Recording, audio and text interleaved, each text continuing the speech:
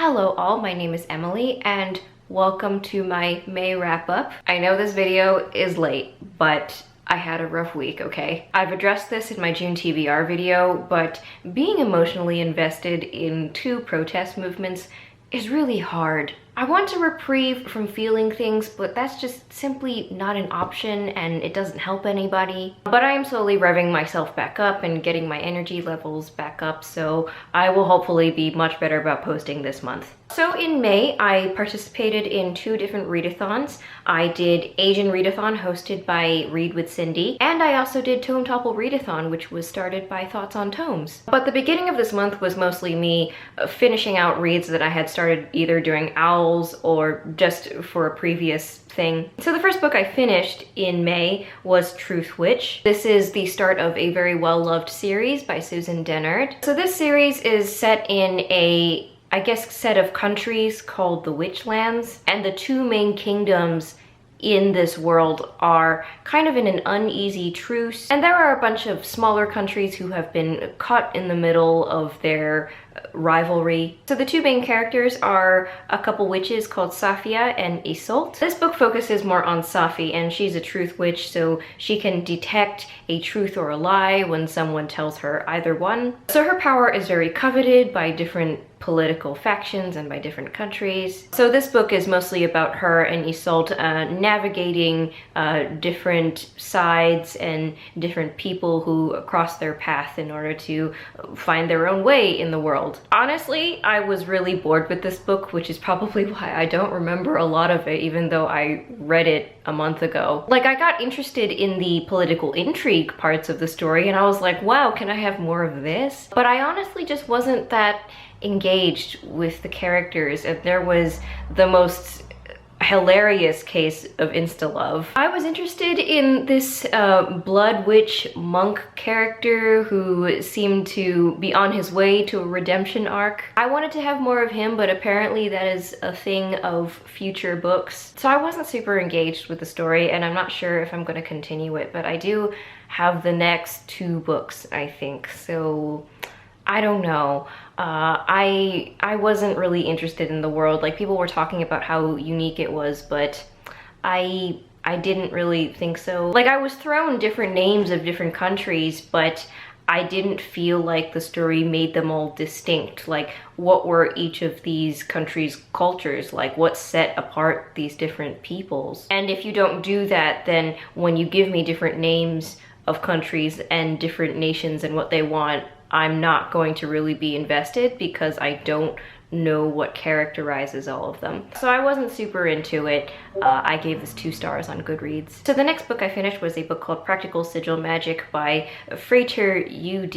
I think that's how you say it. I'm part of a book club with a group of witches on Discord, and we had been reading this book for the weeks before that. Sigil magic is something I had been avoiding as part of my magical practice. So it was nice to kind of get a primer on how sigils will work and the process of creating them and activating them. But then it went into a lot of really intricate magical theory. I think a lot of really high-level chaos magic theory that really went over our heads, and I ended up skimming a lot of it, not gonna lie. It was fine in terms of getting the basics of sigils down, but in terms of theory, I felt like it was very opaque. So I gave this 3 stars. It wasn't bad, but I would try and find another book in the future that is a bit more clear and accessible in its language. The next book I read was Spin the Dawn by Elizabeth Lim. I was supposed to read this for Owls, but I didn't end up finishing it, but it is a book by an Asian author, and Asian Readathon was happening, so that counts for something. So this was marketed as Mulan meets Project Runway, which I can kind of see that, but the thing is, it's so much more than that. So the main character is a girl called Maya, and she lives in a country that has been through a huge war, so her family has been dealing with the repercussions of that. And she's also a very skilled seamstress and tailor, so her dream is to do that for a living. But the social expectations are that she will simply get married and never have to work another day in her life. And of course, she finds this situation unsatisfactory, so she joins a competition to become an imperial tailor. And in order to do so, she has to disguise herself as a boy. And during the competition, she has to deal with other contestants who look down on her, and she also gets embroiled with a lot of the political warfare within the palace. So I really enjoyed this book, surprisingly. Like, this book made me so sad within the first 20 pages when I learned about this girl's family tragedies. But this world was also so intricate. I loved the magic within it. The writing was amazingly lush. The descriptions of all the things that she sews and of the foods that she eats, like, oh, that was all stuff that I love. And there's also a really nice romance. It was a little bit cheesy at times, but I enjoyed it. But yeah, this book was a real joy to read, and I'm looking forward to actually reading the next one. Next up, I read The Poppy War by R.F. Kuang. So I read this for both Tome Topple Readathon and Asian Readathon. So The Poppy War is very heavily based on modern Chinese history. Like, the country it's set in, it's very blatantly based on China and Chinese culture. They even read Sun Tzu's Art of War, and there are some very Chinese names in it. So I think R.F. Kuang has studied Chinese history, so I guess that's not really surprising that she would incorporate a lot of that into her fiction. So the main character is a girl called Rin, and she is a war orphan brought up by a couple of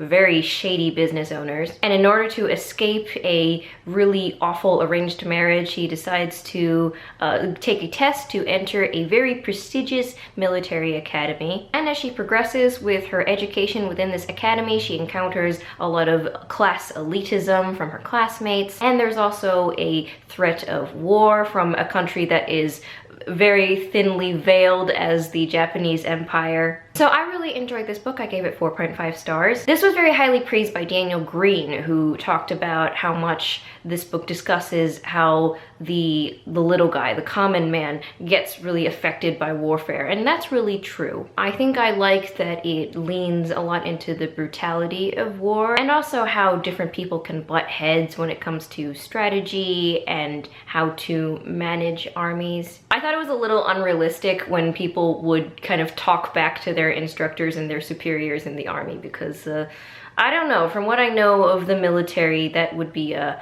real no-no. So Rin, I think I enjoyed her trajectory more than I enjoyed her as a character. She was a little bit hot-headed and immature at times, which I didn't enjoy as much, but I did like that she made her way on her own. She wasn't just a special. She just worked hard and she used her abilities and she pushed herself, and that's how she rises. And of course, I love the magic in this world. I love the idea of reaching psychedelic states with drugs in order to interact with deities. I just love that. I love explorations of psychedelic states in fiction. I just think it's a fascinating thing. The one thing that I thought was weird was that there was this island nation called Spear that is supposed to belong to this country that is not China. And Spear is supposed to be roughly in the same location and is roughly the same size as Taiwan. And the thing is, the Spearleys in this book are supposed to be this magical people that were wiped out by the Westerners, which, considering the geopolitics surrounding Taiwan right now, I'm very curious to see if R.F. Kuang was trying to say something about the state of Taiwan right now. Like, does the fact that Taiwan wants to be a separate country equivalent to being wiped out? Like, maybe she's not saying anything overtly political about it, but I just thought that was an interesting choice to make. Of course, my reading of this book was really colored by me being a Hong Konger and looking at the state of mainland China right now. So I gotta say, I was a bit nervous that this was going to be somehow a glorification of Chinese culture, which I get very uncomfortable with. Like, Chinese culture is incredibly rich and old, but a lot of that has been perverted in recent history. So I wasn't sure where Rebecca Kuang was going to go with that, but she seemed to actually be critiquing it in a lot of ways as well. There's actually an incident of a child who is hit by a cart, and the cart then chases after the kid to kill him, because then the drivers don't have to pay the disability fees. They only have to pay the funeral fees like once. And that's a real thing that happens in China. Like, if a truck runs over a kid, they will try and actually kill the kid so that they don't have to pay disability fees. They just want to pay one set of funeral fees. And that's a very brutal aspect of Chinese culture, which I'm really glad Rebecca Kuang actually addressed in this book. So Poppy War, pretty good book if I say so myself. So next up, I read The Goldfinch for Tome Topple Readathon. This is by Donna Tartt, whose book The Secret History I really enjoyed. It's one of my favorite books. So I had pretty low expectations going into this because other people had told me that it's not as good as The Secret History. I mean, some people find this book incredibly depressing, which I suppose is not wrong. But I surprised myself by actually really enjoying this book. I think a big reason that I did enjoy it was that I actually listened to this on audiobook at 2x speed. So that made the story go by faster, but also the narration was amazing. Like, all the character voices were just on point. So this book is about a boy called Theo whose mother dies in a terrorist attack on the Met when he's 13. And in the confusion, he takes a painting called The Goldfinch, a really famous piece by Fabricius. So during his teenagerhood, he's bounced around to different living situations. And along the way, he deals with the burden of having this very famous painting in his possession. So this book was an interesting case. I suspect I enjoyed this in the same way I enjoyed Zadie Smith's Swing Time, in that I think I enjoyed the voice of the narrator as well as the characters themselves interacting more than I enjoyed the overall plot trajectory. I think my favorite character in this book was Boris, who is this Russian kid that Theo meets when he's living in Nevada. Oh, like, such a colorful character. Like, when he left the scene, like, I just wanted him back so bad. Like, I loved Theo's inner commentary on the world around him. He lives with a family for a while that's really opulently wealthy, and I loved reading his observations of this family. But at the same time, I wasn't always sure where Donna Tartt was going with this story. At times, it just really meandered quite a bit, which is not to say I didn't enjoy that, because sometimes I actually enjoyed just going through Theo's life and observing the people around him and his interactions with other people. I will say that this book ended a little bit weird. The story, like, plot-wise kind of ends, and then Theo just sort of launches into this philosophical discussion about art and the meaning of life. And it was just really jarring, because I was like, whoa, like, we were going through this kind of fluid narrative and we had sort of ended generally okay, in an okay place. But suddenly I'm being given this philosophical essay that I'm not sure I really signed up for. So that was a little bizarre for me. So overall, I gave this like 3.75, maybe even 4 stars even, because I did have a genuinely enjoyable reading experience, and we had some really enjoyable characters, if not awesome characters. And again, I think my experience was really enhanced by the audiobook. And like with Swing Time, I think this is a book that I enjoy listening to rather than reading. So is it as good as The Secret History? No, I don't think so, but I still enjoyed this book. I just want a spin-off book with Boris. Maybe Donna Tartt can just give us a spin-off Goldfinch novel. And the last book I completed for Tome Topple was the Windup Bird Chronicle by Haruki Murakami. This book is about a man called Toru whose marriage to his wife is sort of on the rocks at the moment. He's been out of work for a bit. He was working in the law profession, but then he decided to quit. And one day he's looking for his and his wife's missing cat. And in his search for his cat, he finds himself encountering a set of bizarre characters. And along with these characters, he also encounters a whole alternative, slightly psychedelic netherworld. I think a lot of Murakami's books are a little bit like Alice in Wonderland in some way. Like, I think a lot of his novels feature the protagonist discovering a kind of dream world that underlies the real world. So I really enjoyed getting accustomed to Murakami's voice again. Of course, his writing is always beautiful and fluid and colorful. The thing is, I don't think I enjoyed the Windup Bird Chronicle as much as other books of Murakami's that I've read. We had a lot of that trademark Murakami weirdness, which I always love, but that was kind of subsumed by other aspects of this book that I didn't love as much. I think I wasn't as interested in Toru as a protagonist. I just found his sort of struggle with his marriage a little bit tiresome after a while. Like, I did care about it at first, but after a while, I stopped really having a lot of emotional investment. We did have some very colorful side characters, but we didn't spend enough time with them in person for me to actually feel invested in the narrative. And a lot of times we would go into these people's protracted flashbacks to their backstories, which was fun for a bit, but then after a while that also dragged. So of course I still really love Murakami's voice and his writing, and I do really want to read more of his books. This one just didn't quite come up to the level of other books for me. Next up, I read Five Dark Fates by Kendar Blake.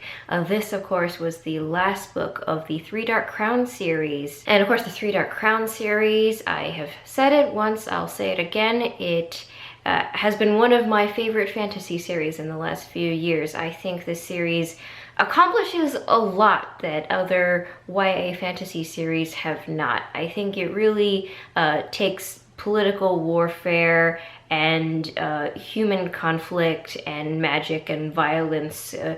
She really takes these themes to really interesting places that not many other YA series really do. So of course I was really excited to read this last book in the series. If you don't know, Three Dark Crowns is an excellent fantasy series about an island queendom. Every generation, the queen of the island gives birth to a set of triplet girls, and when these girls turn 16, they have to fight to the death with each other for the crown. So my thoughts on this book are in a separate video that I made last month. So if you really want a protracted review of this book, spoilers and all, then you can go and watch that video. But my general thoughts on this book were that I still liked a lot of the political intrigue that Kendar Blake put into this book. All those shocking moments and those twists, they're still there, and I still love seeing them and also picking up on people's plans and schemes as they realize themselves. But the thing is, the ending itself, I felt like there were a few unnecessary character deaths, like main character deaths, which felt very quick and unceremonious. And also I think thematically this book breaks a lot of what it was building up to. We were building up to these sisters kind of breaking this system together, this really brutal, cruel system. And I'm not upset so much that Kendar Blake didn't give us what we expected. It's more that she deviated so much